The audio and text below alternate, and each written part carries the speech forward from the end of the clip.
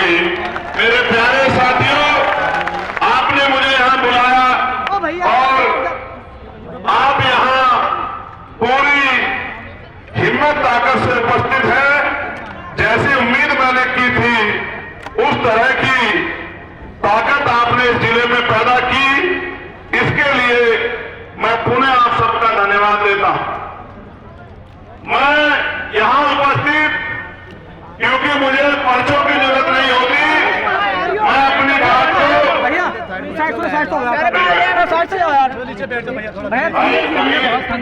निर्णय के लिए पर्चों की जरूरत नहीं है। मेरे पास इतना संघर्ष है कि अगले 5-6 घंटे मैं आराम से आपके और अपने बीच बातचीत कर सकता हूं। इतना आशीर्वाद, इतना संघर्ष बाबा साहब अम्बेडकर मान्यवर काशीराम साहब के आशीर्वाद से, भीम आर्मी के साथियों के सहयोग से मैंने किया। मैं सबसे ज्यादा धन्यवाद दूंगा जिनका खून में, जिन्होंने मुझे ताकत दी, अपनी माओ बहनों का, जो गांव से लेके और यहां तक जिन्होंने आके मेरे मान को बढ़ाने का काम किया और जिनके आशीर्वाद की वजह से आज मैं जिंदा हूं। मैं अपनी माओ बहनों का बहुत बहुत धन्यवाद करूंगा और आज भी उनसे कहूंगा कि दोनों हाथ उठा के आशीर्वाद दे चंद्रशेखर आजाद को। आपके ये उठे हुए हाथ बहुत सारे विरोधियों के हौसला पस्त करने के लिए काफी है। फिर मैं धन्यवाद दूंगा अपने सभी भाइयों को, नौजवान साथियों को, जिन्होंने चंद्रशेखर आजाद बन के इस लोकसभा और बिजनौर जिले में दिन रात मेहनत करके ये सैलाब पैदा किया। एक एक साथी को मैं बहुत बहुत धन्यवाद देता हूं। हमारी पार्टी के सभी नेताओं का मैं धन्यवाद करता हूं। मैं चंद्रशेखर आजाद बहुजन समाज में जन्मे सभी संतों, गुरुओं, महापुरुषों को नमन करता हूं और नमन इसलिए करता हूं क्योंकि अगर वो महापुरुष नहीं होते तो शायद आज इस मंच पर मैं अपने स्कूल के एक मास्टर का बैठा चंद्रशेखर आजाद खड़ा नहीं होता और आपके लिए कुर्सी नहीं लगी होती, बहुजन समाज का मंच नहीं सजा होता। इसलिए मैं महामानव अदालतपुर से लेके संत श्रोमणी सदगुरु रविदास जी महाराज, भगवान वाल्मीकि महाराज, गुरु नानक देव, संत कबीर, राष्ट्रपिता ज्योतिबा फुले, छत्रपति साहब जी महाराज, डॉक्टर बाबा साहब अम्बेडकर, महामना रामस्वरूप वर्मा, संत गाडगे जी महाराज, नारायण गुरु, बाबू जगदेव प्रसाद कुशवाहा, जननायक कपूरी ठाकुर, संत राम के प्रजापति, उनके साथ साथ मान्यवर दीना भारा वाल्मीकि साहब, कोतवाल धन सिंह गुजर साहब, चौधरी चरण सिंह जी, कुमाराम आर्य जी, महाराज सिंह भारती जी और मान्यवर काशीराम साहब को नमन करता हूं, जिनकी जयंती आज हम लोग मना रहे हैं। हमारी पार्टी में जिनका नाम जुड़ा हुआ है और जिनके सपनों का भारत बनाने के लिए और जिनके अधूरे सपनों को पूरा करने के लिए हम अपने खून का एक कतरा चुकाने के लिए तैयार है और उनके कारवा को कामयाब करने के लिए संघर्ष कर रहे हैं। सम्मानित साथियों, आज मैं मान्यवर काशीराम साहब से शुरू करूंगा क्योंकि आप याद करो, बाबा साहब अम्बेडकर तो चले गए थे, उनके अनुयायियों ने बाबा साहब अम्बेडकर को भुला दिया था। मान्यवर काशीराम साहब उनके बीच संघर्ष कर रहे थे। जब मान्यवर संघर्ष कर रहे थे तो काशीराम साहब के संघर्ष के दिनों में आरपीआई के बड़े नेता मान्यवर काशीराम साहब को नीचा दिखाने का काम करते थे, बार बार उनको ये एहसास कराने का काम करते थे कि वो तो नए आदमी हैं, उनको क्या पता है, बाबा साहब का कारवा तो हम लोग चला रहे हैं। लेकिन मान्यवर काशीराम साहब का उदय आप याद करो, उन्होंने बाबा साहब को उस तरह नहीं जाना जिस तरह से उनके लेफ्टिनेंटों ने जाना। उन्होंने बाबा साहब को इस तरह जाना कि जब मान्यवर दीना भारा वाल्मीकि साहब ने उनको एनिलेशन ऑफ कास्ट एक किताब दी पढ़ने के लिए और मान्यवर काशीराम साहब ने बाबा साहब के विचारों को जाना और उन विचारों के जानने के बाद उन्होंने क्लास 1 की नौकरी को लात मार दी। आज हमारे लोग नौकरियों के पीछे भागे फिरते हैं। मान्यवर काशीराम साहब ने नौकरी को लात मारते हुए कहा कि बाबा साहब अम्बेडकर हमें मालिक बनाना चाहते थे, हम आज भी देश में नौकर बन रहे हैं, नौकर चाहे क्लास 1 का हो या चतुर्थ श्रेणी का 4th क्लास का हो, नौकर नौकर होता है। मैं देश में नौकर नहीं रहूंगा, मैं बहुजन समाज को शासक बनाने का काम करूंगा, उनकी गुलामी की बेड़ियां तोड़ने का काम करूंगा। आप महसूस करो, जिन्होंने आज उनके परिवार से हमारे मुखिया के रूप में माननीय दलवारा सिंह जी हमारे बीच हैं। मैं जब जब पंजाब जाता हूं उनसे आशीर्वाद देने के लिए, तो उनके मन में मैं आपको कड़वी बात कह रहा हूं, उसको दिल में लगाना मेरे लोगों। जब मैं पहली बार जेल से छूटने के बाद दलवारा सिंह जी से मिलने के लिए गया और जब मैंने जाके वो घर देखा, आप भरोसा करो उस घर में कोई दीवार ऐसी नहीं होगी जो दीवार जिसमें जो सीलन ना हो। उस दीवारों कोई घर की एक ऐसी दीवार नहीं होगी जिसमें तीन ना रही हो। उसमें टूटे हुए लकड़ी के दरवाजे और छत पे बना हुआ हाथी। और जब मैंने उसको देखा मेरा कलेजा रो पड़ा कि जिस रहबर ने अपनी पूरी जिंदगी, मैं उनसे चाहूंगा कि वो आंसू ना बहाए, उनके आंसू हम लोग नहीं देख पाएंगे। मैंने जिस रहबर ने अपनी पूरी जिंदगी हम लोगों को जवाब देने के लिए लगा दी, उस रहबर के परिवार को क्या देखना पड़ा। ये बात जब मैंने महसूस की, मेरे दिल में इतनी दर्द महसूस हुआ और मैंने उसी दिन ठान लिया था कि अपने जीते जी मान्यवर काशीराम साहब के अधूरे सपने को पूरा करने के लिए जो भी योगदान होगा हम लोग करने का काम करेंगे, चैन से घर नहीं बैठेंगे। मैं इनसे मिलकर आया और फिर मैंने वापस, जब मैं 16 महीने जेल काट के आया था तो मैं तीसरे दिन चला गया था पंजाब, मेरा सचखंड बदला नमन करने के लिए और उस मिट्टी को नमन करने के लिए, क्योंकि मैंने जेल के दिनों में मान्यवर काशीराम साहब को पढ़ा और जब मैंने उनको पढ़ा तो मुझे एहसास हुआ कि अपने लिए तो हर कोई जीता है, अपने समाज के लिए जीना, दूसरों के लिए जीना, इसको जिंदगी कहते हैं। जिन्होंने अपनी पूरी जिंदगी बिता दी हम लोगों के लिए, सारे पदों को ठोकर मार दी, ऐसे रहबर के घर जाके उनको नमन किया जाए। लेकिन सामान्य साथियों, दर्द अपनी जगह है, लेकिन आप संकल्प देखो। मैं आपको भी कहना चाहता हूं, आज के नौजवान नेताओं को, अगर आपको मिशन चलाना है तो बिना मान्यवर काशीराम साहब को पढ़े आप मिशन नहीं चला सकते उस देश में। क्योंकि प्यार किसे कहते हैं, अपमान सहना किसे कहते हैं, आरोपों का सामना करना किसे कहते हैं और अपने लोगों के लिए हर एक चीज को निछावर करना किसे कहते हैं और दुख तकलीफें सह के अपने लोगों को पैरों पर खड़ा करना किसे कहते हैं, ये सीखना हो तो मान्यवर काशीराम साहब से सीख।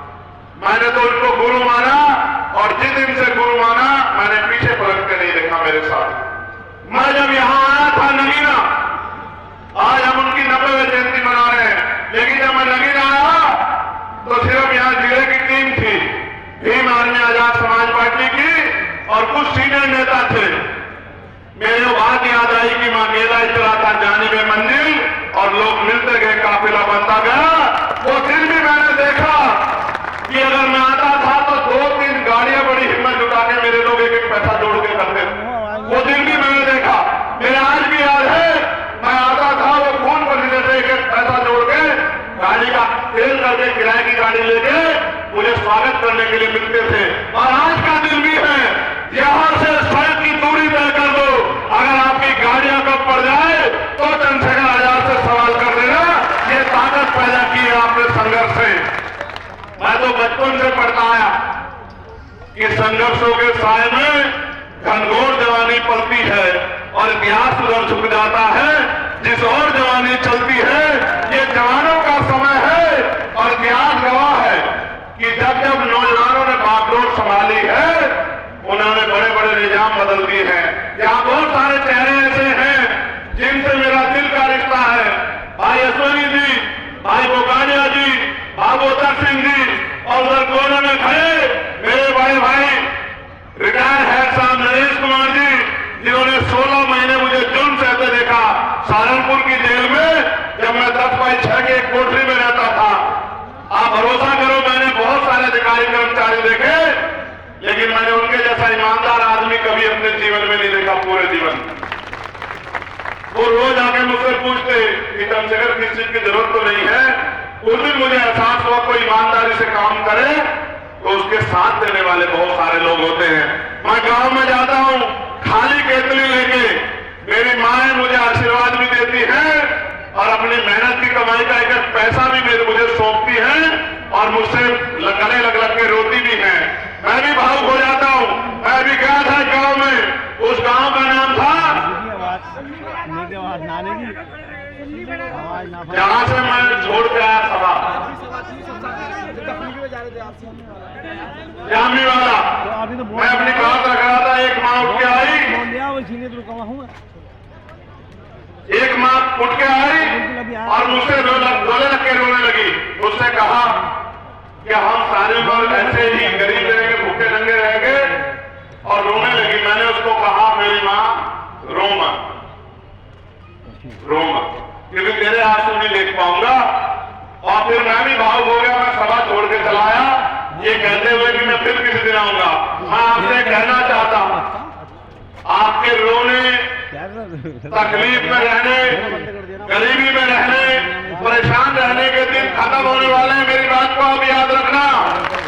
मैं नगीना के लोगों से नहीं कह रहा हूं, मैं देश में रहने वाले हर गरीब, कमजोर, किसान, मजदूर, दलित, पिछड़े, आदिवासी, मुसलमान और हर बहन बेटी से कह रहा हूं, हर न्याय पसंद व्यक्ति से कह रहा हूं कि याद रखना मेरी बात को, कि अभी चंद्रशेखर आजाद शुरुआत कर रहा है। पहली बार पूरी मेहनत से हम लोग चुनाव लड़ रहे हैं। बताओ झूठ बोल रहा हूं, सच बोल रहा हूं? बताओ। सबसे पहले जो भी चुनाव लड़े, हवाई लड़े। मुझसे मीडिया के लोग कहते हैं चंद्रशेखर आजाद आपकी जमानत जब्त हुई थी। मैं उनसे कहता हूं मुझे बड़ी खुशी है कि मेरी जमानत जब्त हुई। मेरे लोगों ने भी देखा कि मेरी जमानत जब्त हुई, लेकिन जिस दिन मेरी जमानत जब्त हुई मैं घर में पड़ के रोया नहीं। मैंने उसी दिन कलम उठा के लिखा कि इस जमानत जब्त को सम्मान में बदलना है, इस जमानत जब्त को ताकत बनाना है। क्योंकि मैंने ये भी बताया कि जब मैं गोरखपुर लड़ने गया था तो मुख्यमंत्री को बताने के लिए गया था कि जहां सब लोग नेता घुटने टेक देंगे, तुम्हारा मुकाबला चंद्रशेखर आजाद से होगा। इस बात को याद रखना। जब कांटा निकलता है, चाहे छोटा हो या बड़ा, घाव जरूर करता है। घाव तो है, घाव तो है आरएसएस, भारतीय जनता पार्टी के लोगों को, वरना आपके चंद्रशेखर आजाद को गोलियां चलाने की नौबत नहीं आती। मेरी बात को आप याद रखना। अगर गोलियां चंद्रशेखर आजाद पर चलती है, उसका एकमात्र कारण है कि घाव हुआ है, जख्म मजबूत, जख्म नासूर बन रहा है। ये जख्म और मजबूत होगा क्योंकि आपने हजारों साल इस देश में जुल्म, जाति, बेबसी की जिंदगी जीने के लिए हमें मजबूर किया। हमारे आंसू किसने नहीं देखे? मेरी इस बात पर गौर करना नौजवानों, यहां सारी पार्टियां थी। आप महसूस करो कि बाबा साहब अम्बेडकर ने पार्टी क्यों बनाई। यहां कांग्रेस भी थी, यहां लेफ्ट भी था, यहां अकाली दल भी था, यहां जनसंघ भी था। फिर ऐसा क्यों हुआ कि बाबा साहब अम्बेडकर को पार्टी बनानी पड़ी? उसका एकमात्र कारण यह था कि बाबा साहब अम्बेडकर को यह महसूस हो गया कि ये दल हमारा भला नहीं कर सकते, इनके जरिए हमारा भला नहीं हो सकता है। हमें अपना दल बनाना होगा और उसमें बल पैदा करना होगा और पॉलिटिकल समस्या का हल करना होगा। इसलिए बाबा साहब अम्बेडकर ने पार्टी बनाई। 3 पार्टियां उन्होंने बनाई, लेकिन याद करो 18 मार्च 1956 को 18 मार्च 1956 को जब आगरा में उन्होंने भाषण दिया तो क्या कहा कि मुझे मेरे पढ़े लिखे लोगों ने धोखा दिया। जिस कारवा को तमाम तरह के अन्याय, आरोप सहके, तमाम तरह की मुसीबतों का सामना करके मैं यहां तक लेके आ पाया हूं। अगर आप इसे आगे न बढ़ा पाओ, इसको पीछे मत जाने देना। और एक और बहुत कीमती बात बाबा साहब अम्बेडकर ने उस दिन कही थी, वो बात यह थी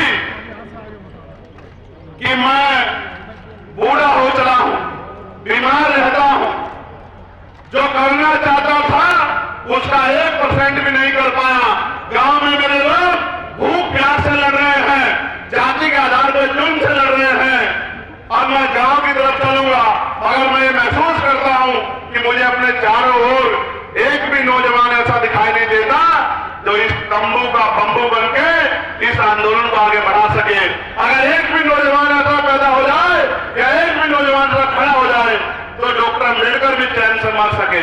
उस समय चंद्रशेखर पैदा नहीं हुआ था, वरना उसी समय बाबा साहब अम्बेडकर के आंसुओं को पूछने का काम करता चंद्रशेखर आजाद। लेकिन अब चंद्रशेखर आजाद है, अब बीमार भी है, अब आजाद समाज पार्टी है। अब आपके आंसू ज्यादा दिन आपकी आंखों से नहीं बहेंगे, इस बात को आप मेरी याद रखना। जो बात बाबा साहब कह गए, उनके परिवार में पैदा नहीं हुए, मानवर काशीराम साहब वो पंजाब में पैदा हुए, बाबा साहब मध्य प्रदेश में पैदा हुए थे।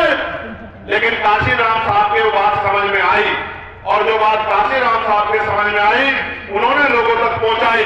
ये वो धरती है जिन्होंने मान्यवर काशीराम साहब की बात को सबसे पहले पहरा दिया, सबसे पहले ताकत दी, सबसे पहले हिम्मत दी, और यहां से हमारी पुरानी नेता को एमपी बना के लोकसभा में भेजा। मगर जिन लोगों ने लोकसभा में भेजा उनके हिस्से में कुछ भी नहीं आया। आज भी ओमपाल जी जिक्र कर रहे थे कि भाई नगीना के लोग, बिजनौर के लोग ये कहते हैं कि हम तो सबको ताकत देते हैं, लेकिन कोई हमारे बारे में नहीं सोचता, कोई हमारे बारे में नहीं सोचता। मैं आपको विश्वास दिला के कहता हूं कि जिस तरह से मां की सेवा की जाती है, इस तरह से मैं नगीना, लोकसभा और बिजनौर जिले के लोगों की सेवा करने का काम करूंगा। मेरी बात को आप याद रखना। क्या कोई, मेरे भाइयों, मेरी माताओं बहनों, बताओ, क्या कोई व्यक्ति अपनी मां को परेशान छोड़ता है? क्या दुख के समय में, परेशानी के समय में मां से मुंह मोड़ता है? तो जब कोई बेटा नहीं मोड़ता तो चंद्रशेखर आजाद नगीना से मुंह मोड़ने वाला नहीं है। मेरी बात को आप याद रखना। मिट्टी का कर्ज इस तरह चुकाऊंगा जिस तरह मां के दूध का कर्ज चुकाया जाता है। मेरी बात को आप लोग याद रखना। कभी आपको अकेला छोड़ के नहीं जाऊंगा। मुझे बहुत सारी बातें आपसे कहनी है। इस देश में हम लोग जो आंदोलन चला रहे हैं, सत्ता सेकेंडरी है, पहली है व्यवस्था परिवर्तन। व्यवस्था परिवर्तन कैसा? इस देश में जाति के आधार पर गैर बराबरी है, ऊंच नीच है, जाति के आधार पर शोषण होता है। मान्यवर काशीराम साहब लंबे समय तक प्रयास करते रहे कि जाति के आधार पर होने वाला शोषण कैसे बंद होगा। उसका तरीका एक था कि कोई भी परिवर्तन बिना राजनीतिक शक्ति के नहीं